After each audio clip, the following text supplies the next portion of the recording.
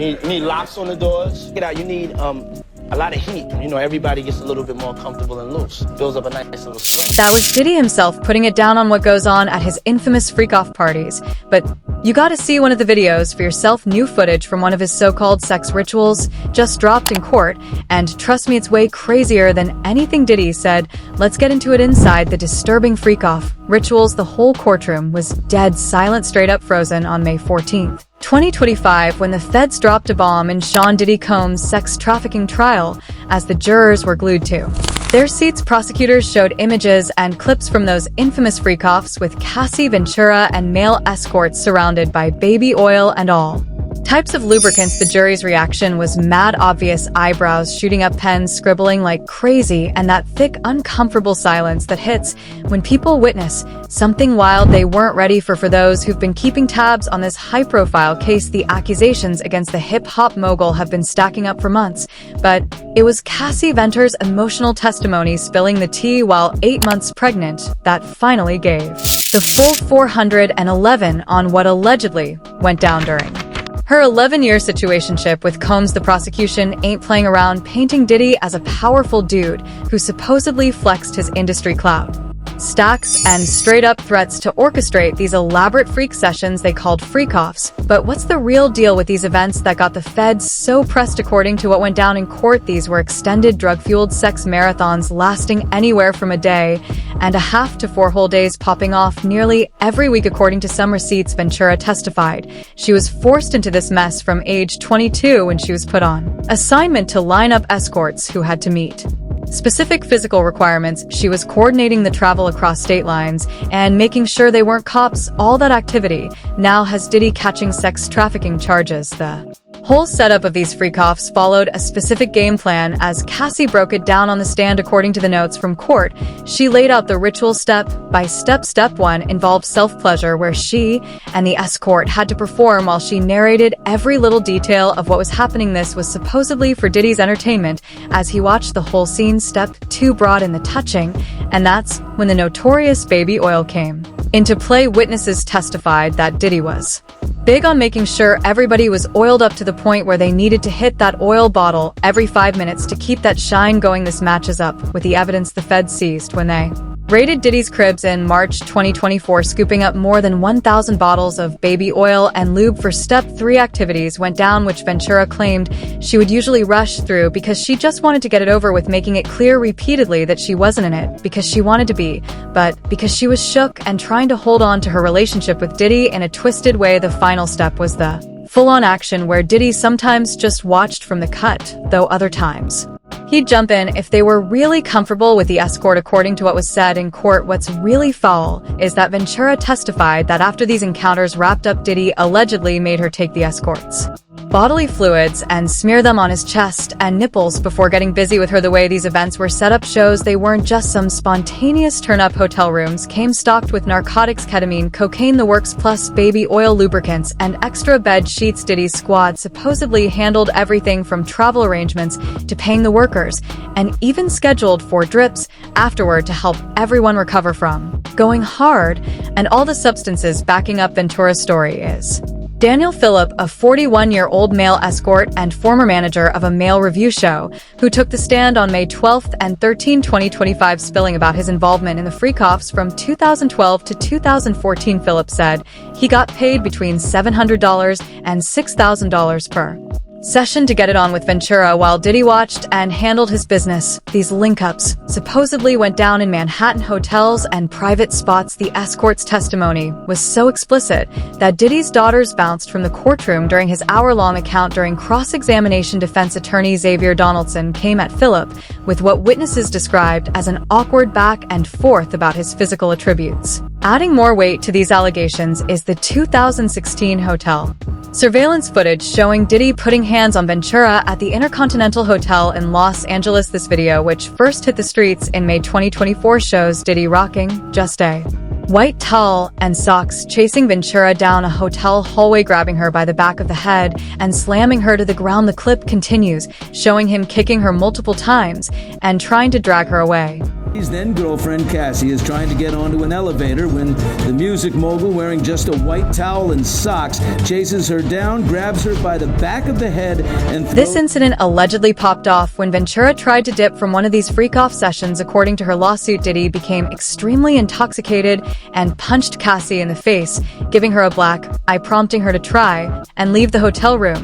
When this video leaked, Diddy dropped an apology in May 2024 saying, So difficult to reflect on the darkest times in your life. Sometimes you gotta do that. I was up.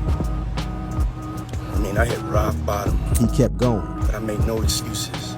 My behavior on that video is inexcusable. I take full responsibility for my actions in that video. I'm disgusted. I was disgusted then when I did it, I'm disgusted now. This apology acknowledged the physical violence caught on tape, but didn't address the bigger allegations about sex trafficking and coercion that are the main focus of the current trial. Diddy's defense team is pushing back with their own narrative, claiming that the freak-offs were all consensual activities with fully consenting adults who were happy, dominant, and in control. They've tried to get their hands on videos they claim will unambiguously prove Diddy's innocence, describing his lifestyle as being a swinger rather than a criminal. Specifically, Diddy's lawyers have stated that 9 videos provided by victim 1, everyone knows that's Cassie Ventura, show participants who appear happy and in control, which they say disproves the whole coercion or trafficking angle. But Ventura's testimony directly contradicts this version of events. She described feeling disgusting and humiliated using drugs to check out mentally during these encounters. She said she was too scared to refuse Diddy because of his rage and power, and claimed that recordings of these sessions were used as blackmail to keep her in line. Beyond the mental pressure, Ventura's testimony also highlighted the physical abuse she allegedly suffered. She described beatings as too many to count, including getting thrown to the ground, kicked, and stomped. The 2016 hotel incident left her with a black eye. According to what she told the court, the prosecution has strengthened their case by showing evidence from federal raids on Diddy's homes in March 2024, along with the baby oil and lubricants the feds confiscated narcotics and firearms, including 3 AR-15s with a serial number scratched off. As the trial continues, one particularly disturbing part of the testimony concerns the alleged drug use to facilitate these encounters. Ventura testified that the freak-offs included drugs like ecstasy, cocaine, weed, ketamine, and shrooms. This alleged drug use is a key piece of the prosecution's case, suggesting substances were used to keep victims compliant and under control. Another shocking detail revealed in testimony was that participants were sometimes subjected to degrading acts. Ventura testified that she was forced to participate in freak-offs even during her period, leaving blood-stained sheets. She also alleged that there would be urine on the sheets, as she was subjected to acts where male escorts and allegedly Diddy himself would pee on her. When asked why she didn't just say no or move away during these acts, Ventura responded, "I mean, I'm laying on the floor, allegedly intoxicated by all these things, and it's 2 men standing over me. What am I going to do?" The defense has tried to challenge Ventura's credibility by suggesting she was in it willingly. Defense attorney Anna Esteva brought up an alleged assault by Ventura on a security guard and her drug use to question her reliability as a witness, but prosecutor Emily Johnson shut that down, calling these irrelevant past behaviors. The prosecution has been smart about addressing potential counterarguments, having Ventura explain why she stayed in the relationship despite the alleged abuse. She testified that Diddy controlled her career and finances, paying for her whips, apartments, and daily expenses, creating a financial dependence that made it tough for her to bounce. The tea spilling in the courtroom has sparked major reactions on social media. On X, users have shared all kinds of opinions, from props for Ventura's courage to straight-up judgment and criticism. The divided responses show the complicated public conversation around celebrity abuse allegations, the dark reality behind Diddy's infamous parties. The freak-offs Cassie Ventura detailed in her testimony weren't, according to court documents, the same as Diddy's famous white parties. These private sessions were allegedly completely separate from the high-profile, star-studded events that helped build Call's public image as an entertainment boss and elite host. Diddy's white parties, thrown annually from 1998 to 2009, were legendary link-ups attended by A-listers like Justin Bieber, Mariah Carey, and Jay-Z. These events weren't just for kicks, they served as strategic platforms for Networking and cementing his status in the entertainment world, they demonstrated his pull with influential figures and helped him secure brand deals and partnerships that boosted his business hustle. In a disturbing contrast to this public persona, a resurfaced 2002 interview with Conan O'Brien has taken on new meaning with the current allegations. In this clip, Combs jokes about tactics for his parties that now sound sinister. Right, gotta keep them there. Right. You need locks on the doors. This is sounding kind of dangerous now. It's a little cakey, but yeah. He continues with troubling details about creating uncomfortable conditions.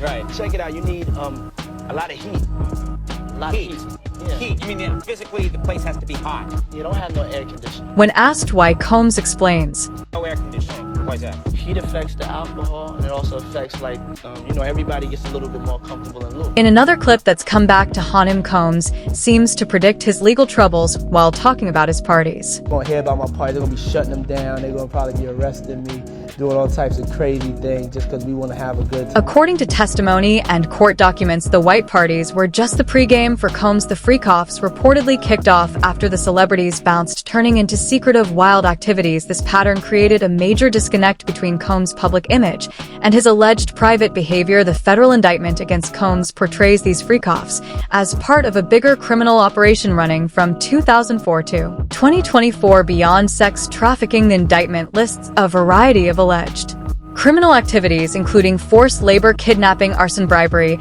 and distributing narcotics. As details of these allegations have surfaced, the contrast between Combs' carefully crafted public persona and the disturbing accusations has become increasingly glaring. Once celebrated as a symbol of hip-hop Hollywood and black excellence, Combs' parties drew attendees ranging from entertainment icons to business mogul. Even former President Donald Trump reportedly showed up at these events. In an interview, Combs once named Leonardo DiCaprio as his favorite party guest, saying, "This cultivation of high-profile connections wasn't just social, it was a strategic building of clout that Combs leveraged to push his business ventures." His partnership with Kira Vodka shows this approach, where his celebrity endorsement reportedly transformed the brand from struggling with sales of around 60,000 bottles to moving over to 5 million units annually. Beyond Kirk, Combs used celebrity endorsements for his fashion brand Sean John, which at its peak reportedly hit annual retail sales of $450 million. This business savvy extended to partnerships with other celebrities like Mark Wahlberg and Ronald Burkle and Aqua Hydrate, a fitness water brand. However, as the trial has revealed, this same influence and power that built Combs's business empire allegedly enabled a system of exploitation. The prosecution argues that Combs used his tremendously loyal network to intimidate and control victims, creating a climate of fear that kept them from speaking out. This alleged misuse of influence extends to financial pressure. As detailed in testimony, Combs allegedly controlled victims through financial coercion, where their dependence on him for living expenses and career opportunities made it hard to refuse his demands. During commentary on the case, one analyst explained, or they have this new thing where they say financial, basically like you're being coerced financially. He elaborated.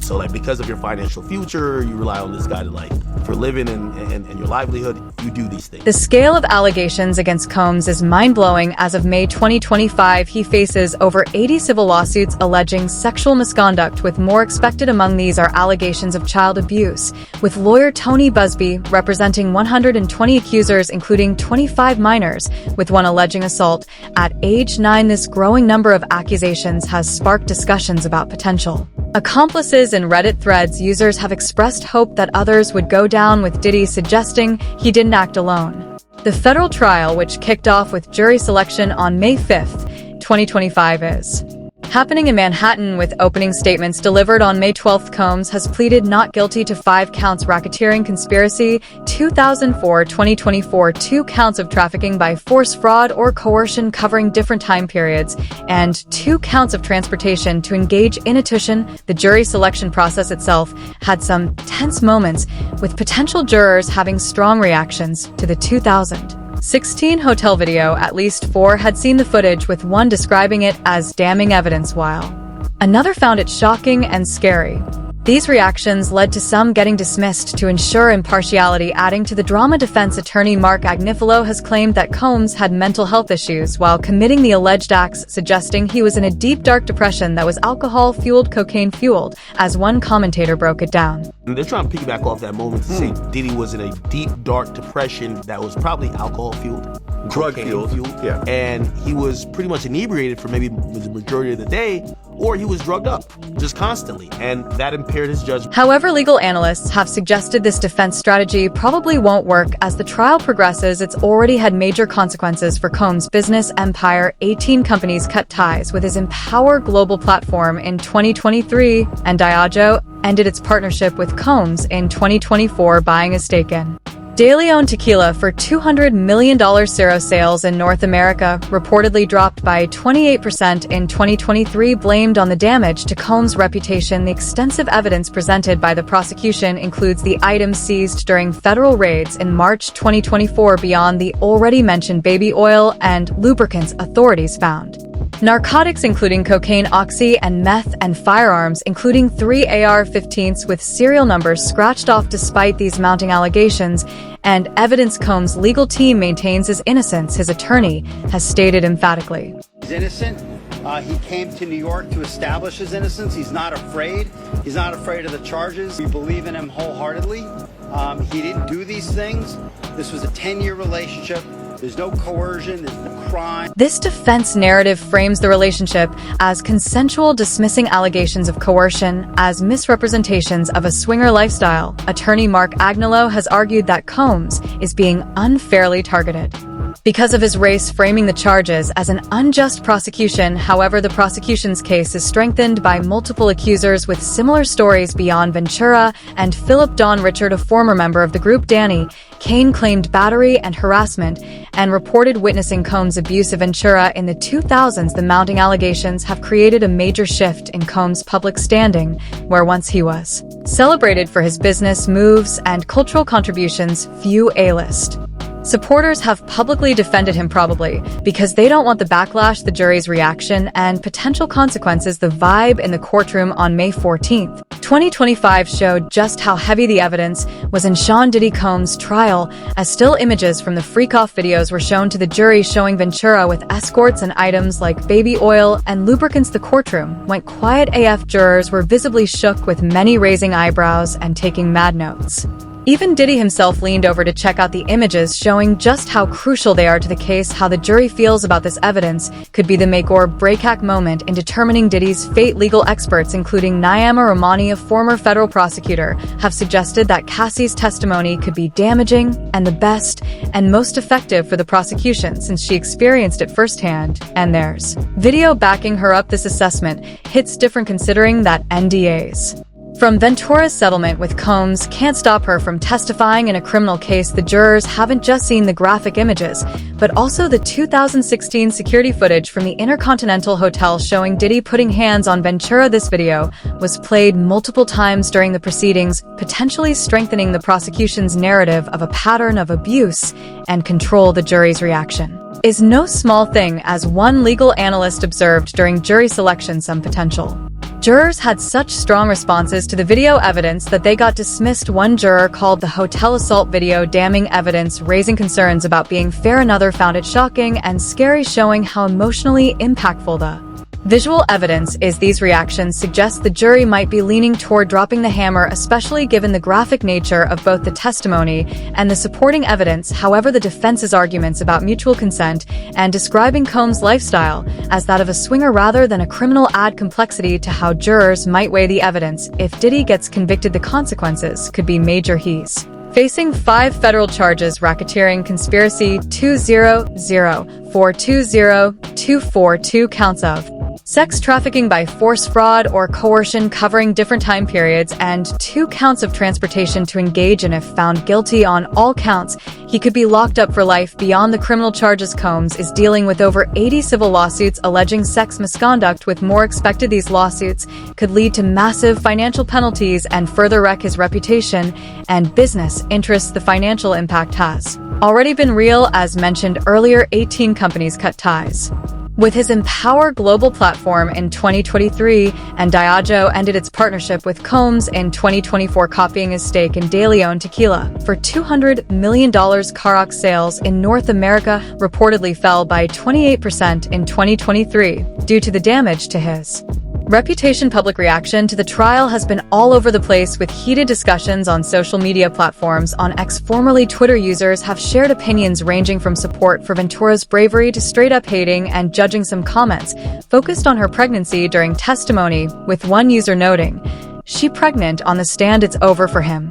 On Reddit, the discussions got even deeper. Many users think Combs will face serious consequences, with some predicting a lifetime prison sentence. For instance, one user compared Diddy to Bill Cosby, 56 accusations, and predicted lifetime imprisonment, while another declared Combs done and facing long prison time. The scale of allegations has been a major talking point. One Reddit user suggested that the 120 allegations are only those with trial evidence, with potentially thousands more over 3 decades. Another noted that a lawyer had over 3,000 accusers planning lawsuits, with the youngest alleged victim being just 9 years old. However, there's also doubt about whether Diddy will face consequences that match the allegations. Some fans have noted that rich folks often dodge conviction, predicting that Combs might avoid serious punishment despite the evidence against him. This skepticism reflects broader concerns about whether the justice system really holds powerful people accountable. The trial has particularly focused on the crucial legal question of consent versus coercion. The defense keeps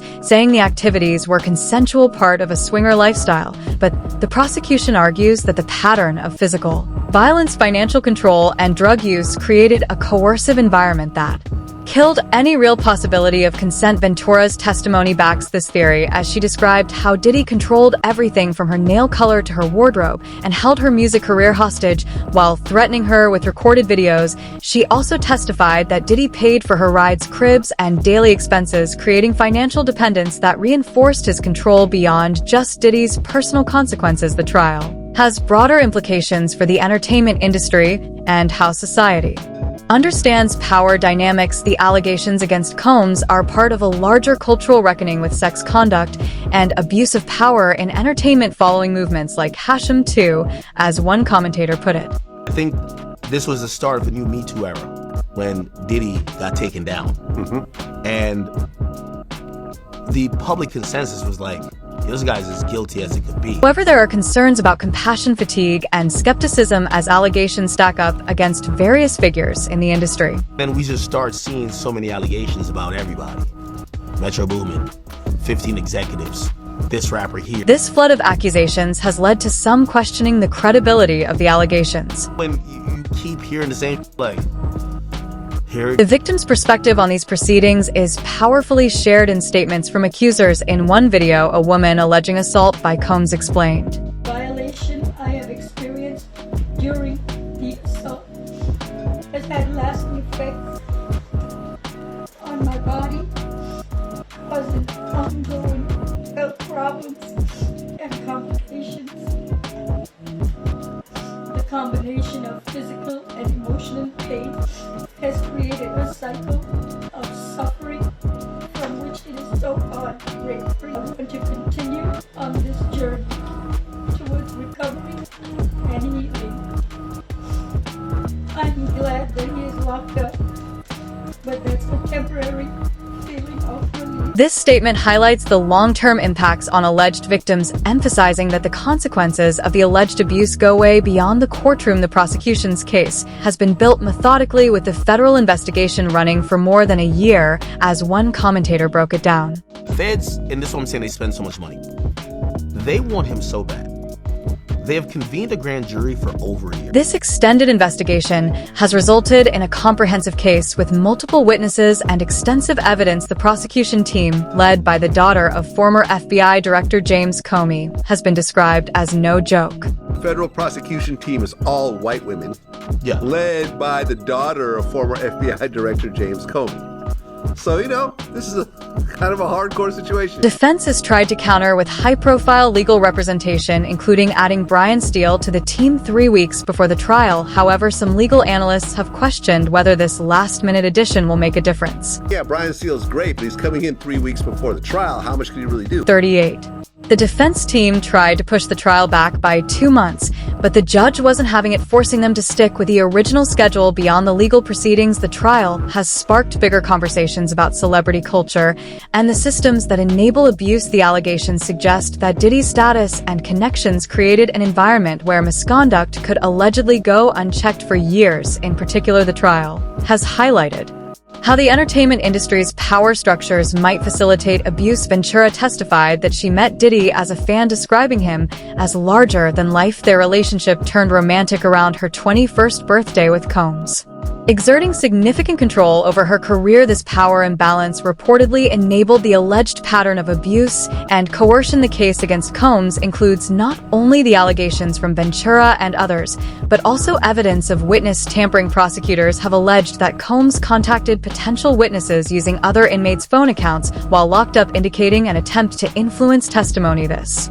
behavior has been cited as one reason for repeatedly denying bail, keeping Combs in custody throughout the trial. If convicted, Diddy's sentencing would consider various factors, including how serious and long-lasting the alleged crimes were, how many victims there were, and any prior criminal history. Given the serious nature of the charges, particularly sex trafficking, which could mean life behind bars, and the alleged pattern of behavior spanning decades, legal analysts suggest that a conviction could result in a lengthy sentence. Thank you for watching. If you enjoyed watching this video, click on one of the boxes playing on your screen to watch more similar content. Diddy's world is falling apart, and it's all playing out in real time. First, a judge shut down his $50 million bail offer, keeping him locked up until trial. But now things have taken a wild turn, with new rumors suggesting that Diddy's threatening the judge stay locked in because we're about to break it all down. Diddy's bail denied. Man, things just keep spiraling for Diddy, and it's looking worse by the day. His bail hasn't just been denied once, it's been shut down twice.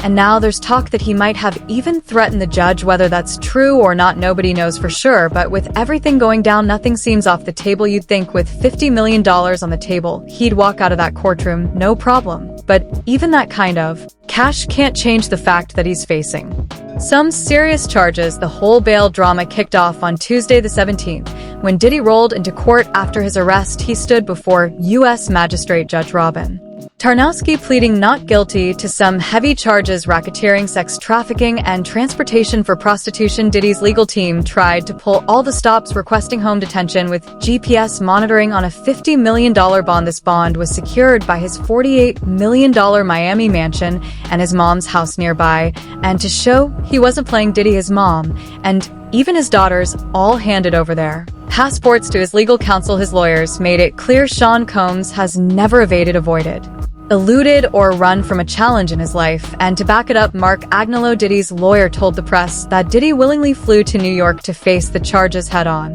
Mr. Combs came to New York on September 5th. As soon as we realized that this indictment was going to be coming down in a matter of weeks, maybe months, but sometime soon, Mr. Combs got on a plane, left his home in Florida, flew to New York. But no matter how much Diddy and his squad put on the table, Judge Tarnowski wasn't having it. She shut it down, saying Diddy was too much of a flight risk, and on top of that might mess with witnesses. The court wasn't about to take any chances with charges this serious. And to back that up, prosecutors came with the receipts. They claimed that in the months leading up to his arrest, Diddy had been reaching out to victims and witnesses, trying to get them on his side and push his version of the story. That move alone raised some serious red flags. Still, Diddy's team wasn't about to let it slide. They bounced back with an appeal, but this time they were in front of a different judge, U.S. District Judge Andrew L. Carter. They sweetened the deal. Diddy agreed to weekly drug tests, to restrict visitors to just family and caretakers, and to keep a log of every person stepping foot into his Miami mansion. On top of that, no female visitors allowed except for family. It was a bold move, showing just how desperate Diddy was to get out, but it wasn't enough. Judge Carter wasn't sold. Even with all these conditions, the court still ruled that Diddy was too dangerous to release. His history of violence and his anger issues were a big part of why the judge couldn't take the risk. With his appeal getting shut down, Diddy was sent straight to the Metropolitan Detention Center, MDC, in Brooklyn, a place that's known for being straight up hell on earth. And that's not an exaggeration. This facility has been described as an ongoing tragedy, a place that's infamous for its brutal conditions. The MDC is no joke. It's like the worst of the worst. Inmates have been complaining for years about how wild things are in there. We're talking out-of-control violence and conditions that are straight up inhumane. The place is seriously understaffed, and that just makes everything Even Messier on top of that, there's contraband everywhere. Drugs, phones, you name it, and sometimes it's the employees helping to sneak stuff in.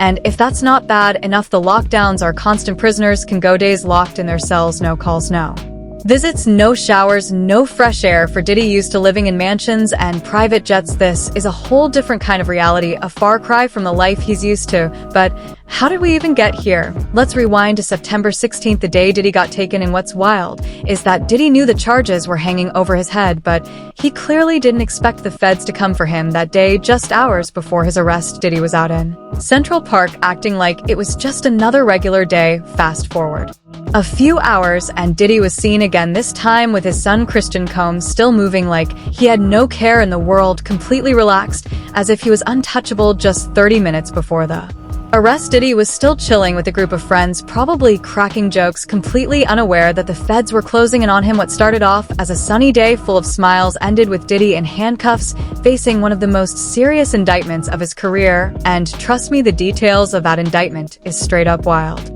The indictment alleges that between at least 2008 and the present, Combs abused, threatened, and coerced victims to fulfill his sexual desires, protect his reputation, and conceal his conduct. The indictment against Sean Diddy Combs paints a dark picture of a world built on manipulation and abuse, with the notorious freak-offs at the center of it all. These weren't just parties. Diddy allegedly set them up, directed them, and even recorded the whole thing. According to the indictment, Diddy and his crew used fear tactics and manipulation to lure women into his circle. It would often start off with a romantic vibe, but once they were in, it became something far more twisted. These women were coerced into participating in these freak-offs, where multiple sex workers were involved. It didn't end there. Diddy allegedly went all out for these events, flying in sex workers from across the globe to make sure his parties were next level. Everything had to be perfect. His team would meticulously set up the venues, making sure the most expensive bottles were lined up, and even details like fresh linens were handled with precision. Every single aspect was planned down to the finest detail, ensuring these nights went off without a hitch. Back in March 2024, when federal agents raided Diddy's homes in both Los Angeles and Miami, what they found left everyone stunned. Over 1,000 bottles of baby oil and lubricant, along with narcotics. The sheer amount of these supplies painted a shocking picture of the scale of these events. But what really shook people were the stories of violent outbursts during these freak-offs. Authorities claimed that Diddy didn't hesitate to get physical. When things didn't go his way, Diddy would kick, punch, and even drag women by their hair. During these freak-offs, women were reportedly left with serious injuries, and some needed days to recover. He used the footage from these nights as a weapon, threatening to ruin their lives if they ever spoke out about what went down. What makes these freak-offs even more disturbing is how well they were hidden. Back in 2012, a freak-off got so out of control that a Manhattan penthouse was trashed beyond recognition. Diddy had to pay $46,000 just to cover the damage, not just to replace broken furniture, but to erase any evidence of what went down that night. The indictment also digs deeper into the role of Combs' enterprise, Diddy's network of loyal associates who help run both his global business and his personal life. These associates allegedly did more than just assist. They used violence, threats, and coercion to keep Diddy's power, reputation, and brand intact. That's why Diddy got hit with the RICO, Racketeer-Influenced and Corrupt Organizations Act charge. Now, a RICO charge is no small thing. This is usually aimed at taking down organized crime by targeting the leaders behind it all. For Diddy, prosecutors are saying that he committed multiple offenses within a 10-year window that tie back to this broader criminal enterprise. But that's not where it ends. The surprises in Diddy's indictment keep stacking up. During the raid, police also uncovered a stash of firearms at his crib. See here, this is a drum magazine, large capacity. And it contains, I believe, 59 rounds. I mentioned as well, we recovered 3 AR-15s. This is a close-up shot of one of the AR-15s, and you can see right here, the serial number has been thoroughly defaced. Following his indictment and the judge denying his bail, Diddy's lawyer came out swinging, talking big, saying Diddy's innocent, and he's ready to fight the case with everything he's got. Mr. Combs is a fighter.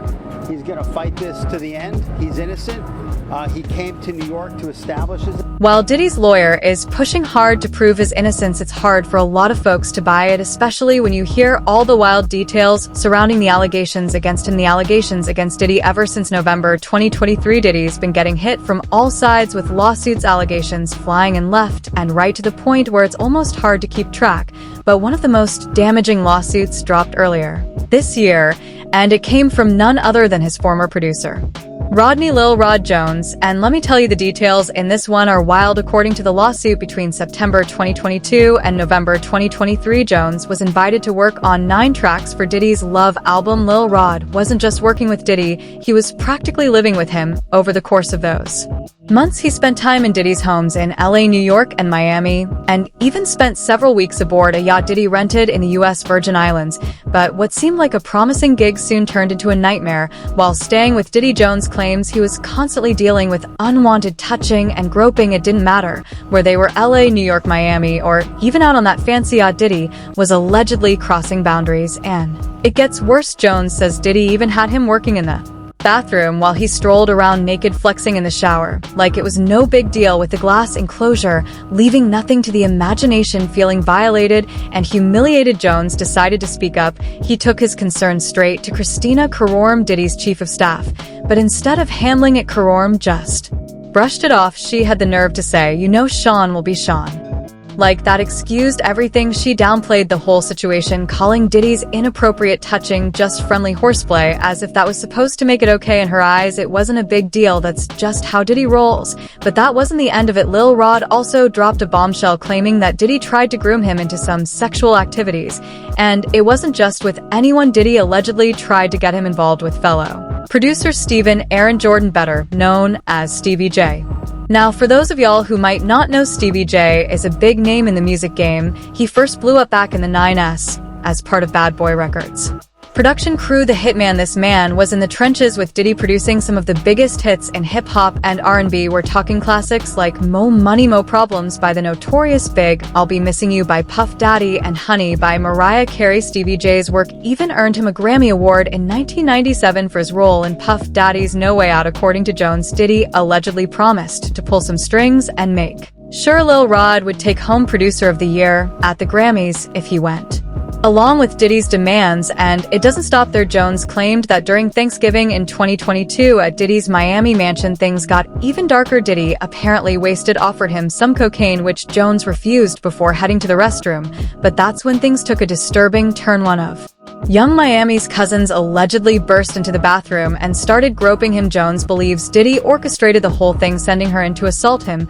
She wasn't done though. After dropping to her knees and trying to perform oral sex on him, Jones managed to push her away and get out of the bathroom. But she wasn't backing down that easy. She followed him out, stripping off her clothes and trying to straddle him right there in front of Diddy and his staff like it was nothing. Once again, Jones pushed her off. The lawsuit even includes pictures from that day showing Young Miami and her cousin. Further backing up Jones' claims, the lawsuit also claims that Diddy took things even further by showing Jones footage of people getting it on at his cribs. Footage Jones believes was secretly recorded through hidden cameras set up all around Diddy's properties, and it didn't stop there. On multiple occasions, Diddy allegedly grabbed Jones's phone and started recording himself, leaving Jones with hundreds of hours of wild footage and audio. The lawsuit also includes screenshots from the footage allegedly showing Diddy with underage girls and a sex worker, further backing up the claims against him. But the claims against Diddy didn't start with Jones. The first major bombshell came from Cassie, Diddy's ex-girlfriend, whose lawsuit set off a chain reaction and opened the floodgates for other accusations to come forward. According to Cassie's lawsuit, she first met Diddy back in 2005. She was just 19 years old, full of dreams, ready to chase her career. Soon after, they began dating.